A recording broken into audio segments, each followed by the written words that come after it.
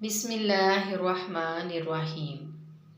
एक शख्स अपनी गाड़ी धो रहा था। गाड़ी बिल्कुल नई थी, चंद दिन पहले ही खरीदी गई थी।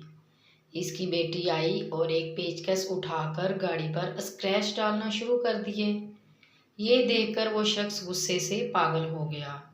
इसने अपनी 4 साला बच्ची का हाथ पकड़ा और इस पर कई ज़रबे लगाई। वो शख्स ये भूल गया कि इसके हाथ में नट खोलने वाला रेंच है। इसने बेटी के हाथ पर कई ज़रबे लगाई। बच्ची को उसी टाइम अस्पताल ले जाया गया और बहुत ज़्यादा फ्रैक्चर्स की बिना पर बच्ची के ज़ख्मी हाथ की तमाम उंगलियां काटनी पड़ी।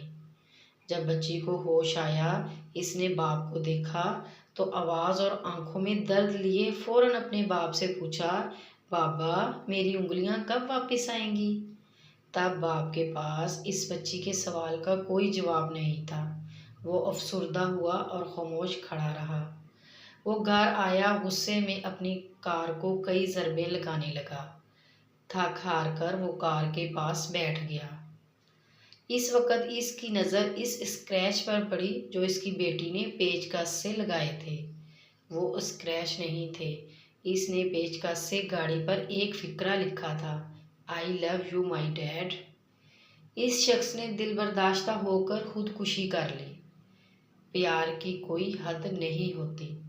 ये फैसला आपको करना है कि खूबसूरत ज़िंदगी गुजारने के लिए इन दोनों में से कौन सा मुनासिब रास्ता है। पुराने वक्तों में चीज़ें इस्तेमाल की जाती थीं और इंसानों से प्यार किया जाता था। हमारे दौर का ये अलमिया है कि चीज़ों से प्यार किया जाता है और इंसानों को इस्तेमाल किया जाता है।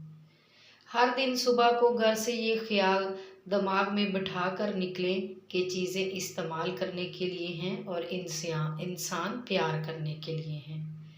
यही रास्ता है जिससे हम अपना और दूसरों का दिन अच्छा बना सकते हैं। मज़ीद अच्छी सी वीडियोस के लिए हमारे चैनल को सब्सक्राइब, लाइक और शेयर करें। शुक्रिया।